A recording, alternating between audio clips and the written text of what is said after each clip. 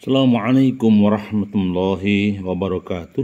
Alhamdulillahi rabbil alamin. Asyhadu alla ilaha illallah wa asyhadu anna Muhammadar Rasulullah. Allahumma sholli ala sayyidina Muhammad wa ala ali sayyidina Muhammad. Amma ba'du.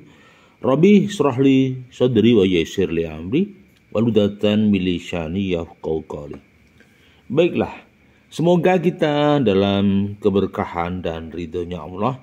Semoga kita senantiasa diberkahi keselamatan di dunia dan di akhirat nanti. Hari ini kita mencoba mengadakan muhasabah dalam rangka motivasi religi.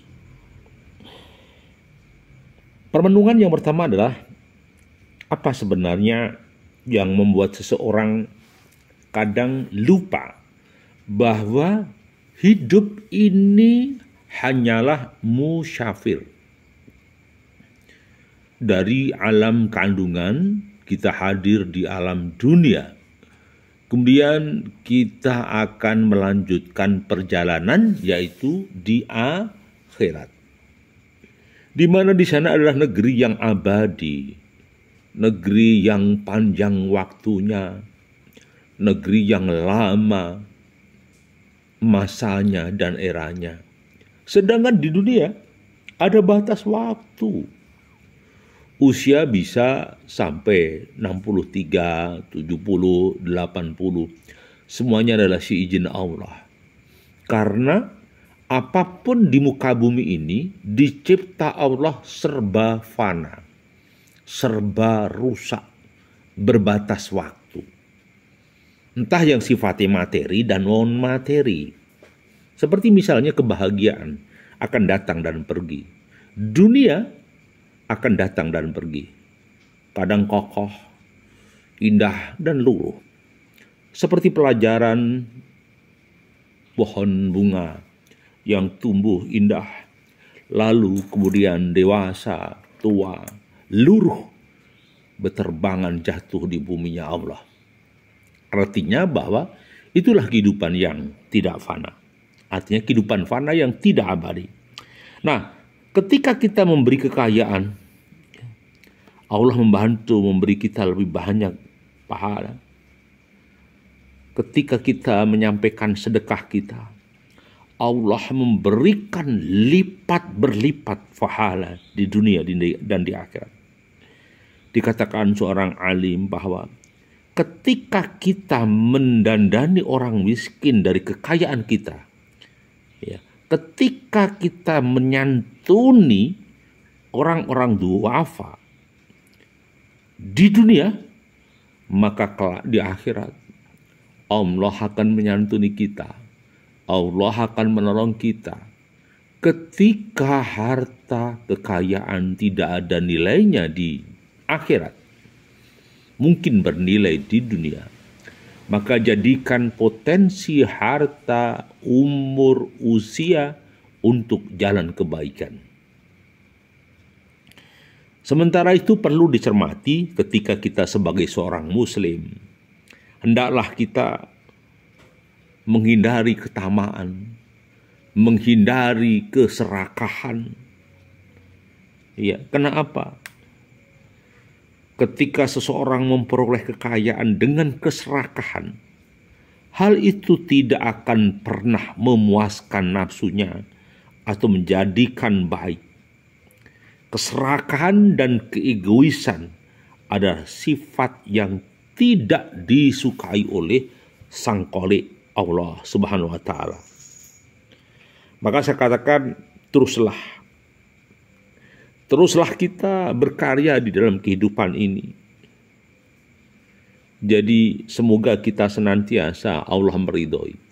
Kita mencoba mencermati di Quran surah Al-Baqarah ayat 155.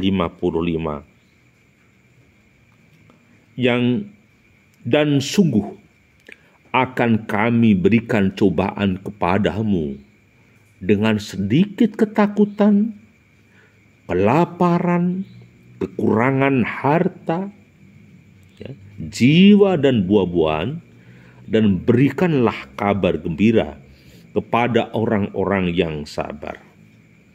Jadi Quran surat Al-Baqarah ayat 155.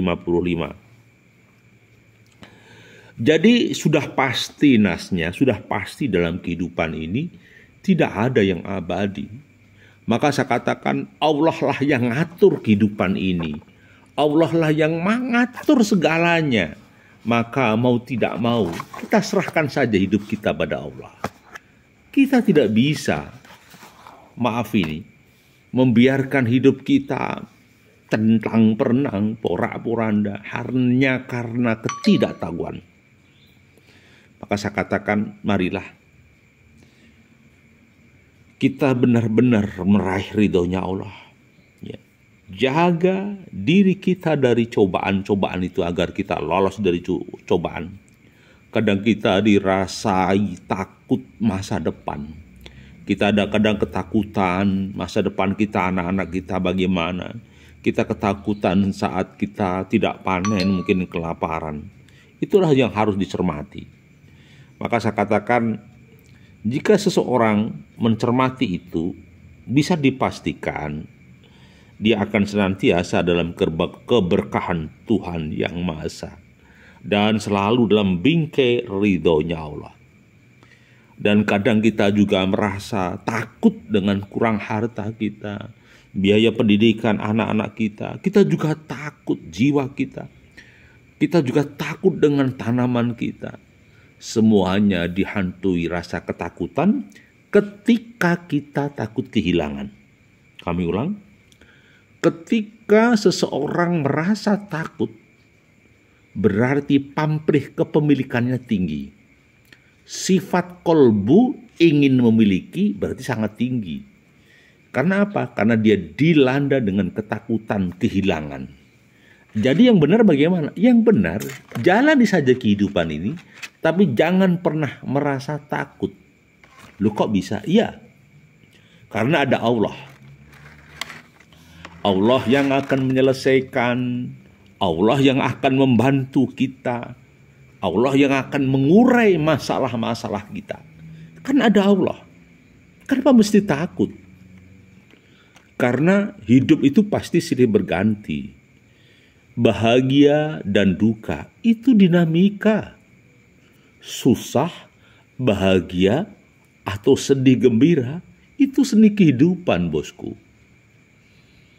Dua-duanya selalu hadir di sekitar kita. Tidak mungkin kita bahagia terus, gak mungkin. Kita bahagia terus, itu juga tidak mungkin.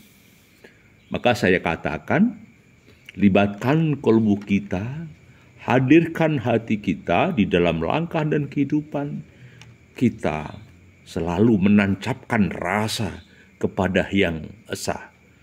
Kita selalu mengkaitkan kolbu kepada Allah yang maha mengharu biru kehidupan.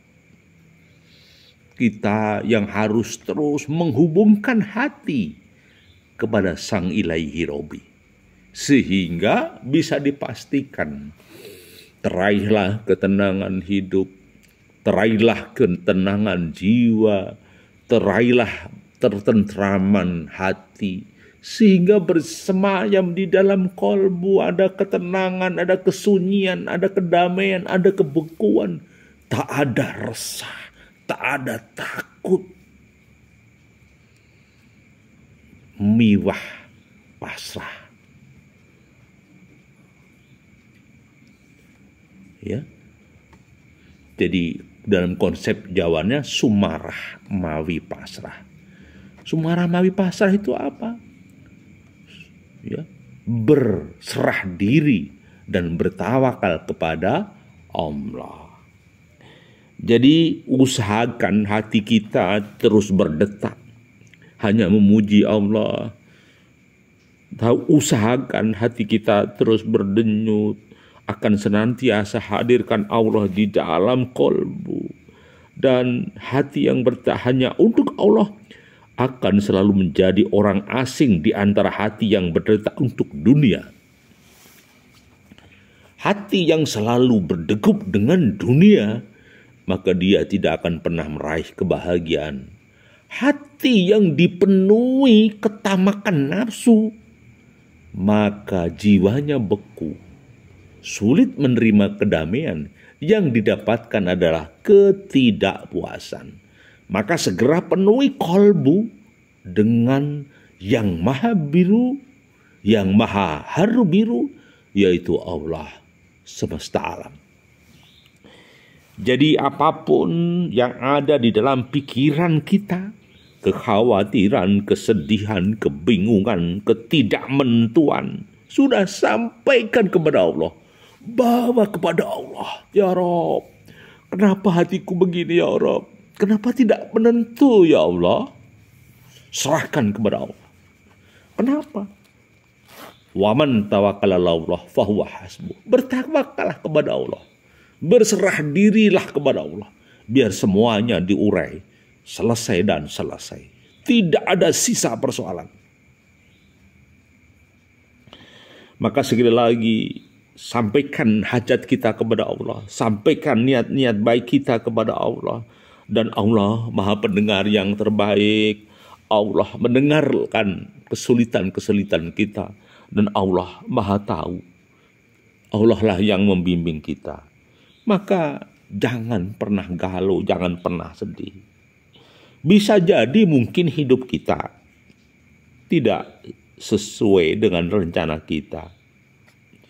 Bisa jadi kehidupan kita tidak sesuai dengan rencana kemauan kita. Tetapi yakinlah bahwa kehidupan ini sesuai dengan rencana Allah.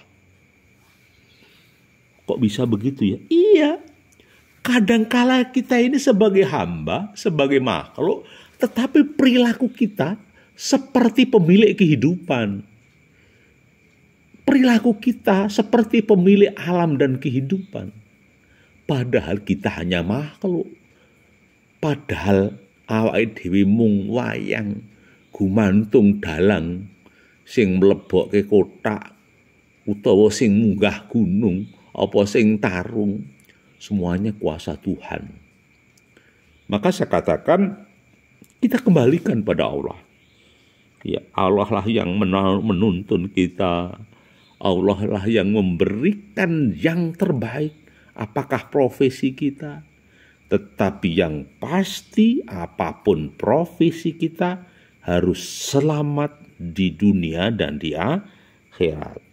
Maka kalau ada sedikit lebih surplus kelebihan apapun bentuknya, sifatnya ilmu atau non ilmu, sifatnya materi atau non materi, maka salurkanlah, sebarkanlah sebagian aset dan harta kita menjadi potensi kesolehan, potensi kebaikan yang kelak akan terbawa di hari akhirat. Harta mengantarkan kubur, tapi akhirnya pergi. Mobil mengantarkan kubur, akhirnya juga pergi. Kemudian istri dan anak kita mengantarkan ke kubur, akhirnya juga pergi. Kita akan tinggal bersama amal. Kita hanya meminta Allah agar amal kita yang ikhlas lillahi ta'ala menjadi penolong kita di kubur, menjadi penolong kita di akhirat. Kita tidak ngerti apakah kita bakal selamat di akhirat nanti, di siksa kubur nanti. Naudzubillah min dzalik. Astaghfirullahaladzim. Astaghfirullahaladzim. Maka saya katakan, hidup memang tidak mudah, kawan. Butuh keseriusan. Butuh keseriusan untuk menyelesaikan semua persoalan kehidupan. Tetapi yakinlah, ada Allah yang membantu kita. Jangan memaksakan diri, kita harus begini. Serahkan semuanya pada Allah. Biarlah Allah yang mengurai dan menyelesaikan masalah. Jangan kita merasa hebat, seakan-akan kita menjadi solusi, bisa menyelesaikan masalah apapun. Padahal belum tentu. Ya. Maka setiap waktu, setiap menit, setiap detak jantung kita yang kita lalui, itu sangat berharga. Maka harus dimanfaatkan menjadi perilaku amal, menjadi potensi amal, menjadi bekal hidup kita di akhirat. Pertanyaannya sederhana. Rasa syukur mana yang kita haturkan kepada Allah? Mata dua, bibir, alis, telinga, perasa, hidung, bahkan onderdil yang luar biasa. Lahot khalaqnal insana fi ahsani taqwim. Sangat luar biasa. Tetapi kita kadang tidak sadar. Tetapi kita kadang tidak paham atau tidak mau tahu. Pertanyaan saya sederhana, transaksinya berapa? Kau sewa berapa onderdil ini kepada Allah? Ya, kau sewa berapa? Kau bayar apa? Kebaikan-kebaikan Allah menjaga kita. Maka kuncinya, apapun amanah Allah ini untuk potensi kebaikan, bukan potensi keburukan, bukan potensi kemungkaran. Maka teruslah berkarya nyata, aksi nyata, bahwa kehidupan ini pasti akan jaya. Dan yang lebih terpenting adalah bukan berapa kuantitas yang kita miliki dari aset, dari harta, dari uang, tetapi seberapa berkah aset, harta, uang yang kita pegang itu. Bukan berapa aset tanahmu, berapa miliar uangmu, tetapi hartamu yang berkah barokah di amal jariah berapa yang kamu yakin akan diterima Allah mengantarkan kebaikanmu. Hidupmu bukan karena popularitas, ketenaran, bukan. Tetapi hidup kita sebenarnya dalam rangka mardotillah, terus meraih ridhonya Allah sembari mempersiapkan diri di hari yang kian tahun, kian senja, kian tahun, kian berumur. Begitu. Jadi itu yang kita cermati, bahwa tak ada kata sia-sia dan tidak ada kata sulit. Terus aktif bangun, kerjakan apapun yang terbaik. Entah itu sholat subuh berjamaah, sholat fardu berjamaah. Dan jangan lupa merenungkan segala potensi kebaikan, segala potensi keindahan. Sehingga kita tidak bisa lagi nyacat jagat. Kita tidak bisa lagi memaki sang semesta. Tetapi justru ego kita harus tunduk pada kuasa Allah. Ego kita harus tunduk kepada peraturan-peraturan yang terjadi. Syariat-syariat yang terjadi. Jadi, teruslah lakukan kebaikan. Sesungguhnya Allah itu mencintai orang-orang yang bertawakal kepadanya. Betul, kita harus bertawakal. Karena apa? Mampu kita apa, bosku? Ketika sakit stroke ya, tangan sudah digerakkan. Ketika sudah tua, mata mulai kabur. Ketika sudah senja, pipi mulai kendur. Dan sebentar lagi masuk kubur. Maka saya katakan, manfaatkan potensi kebaikan ini untuk terus berbuat baik, terus bermakna. Jadi jangan mencintai seseorang yang tentunya, maaf-maaf saja, tidak cinta kepada Allah. Jika Allah itu dia tinggalkan, mana mungkin insan tidak ditinggalkan. Jika Allah aja mereka berani melawan, apalagi manusia. Maka di dunia ini tidak ada kekasih yang abadi. Tidak ada cinta yang lama. Semuanya berbatas waktu, bosku. Semuanya ada akhir, bosku. Maka saya katakan berbatas waktu. Jadi setiap hari Allah memikirkan kita, yakinlah. Ya, setiap jam Allah pasti menjaga kita. Setiap menit Allah pasti peduli dengan kita. Maka sadarlah bahwa kita harus mencintai Allah. Hidup kita, raga kita terus berkembang, tumbuh. hidup kita pun terus tumbuh. Yang tua kian lemah, yang muda terus tumbuh dan bergerak. Maka saya katakan Allah lah yang akan senantiasa memberikan kebaikan. Ya, jadi jangan lupa bahwa semuanya pasti dalam ridhonya Allah. Allah dalam Al-Quran menyebutkan bahwa kekayaan hanya miliknya, tetapi siapa yang diberkahi, dia harus menghabiskan di jalan Allah dan keluarganya dan orang-orang yang membutuhkannya. Semoga kita diridhoi Allah. Dengan kalimat akhir, ilmu itu lebih baik daripada harta. Maka sempatkan terus menggali ilmu. Apa yang disampaikan Ali bin Abi Thalib, ilmu itu lebih baik daripada harta. Karena harta itu harus kamu yang menjaga, sedangkan ilmu yang menjaga kita. Masih bersama kami Sukamto Sastro di Mojo Channel. Terima kasih atensinya. Mohon maaf bila ada sesuatu yang kurang berkenan. Assalamualaikum warahmatullahi wabarakatuh.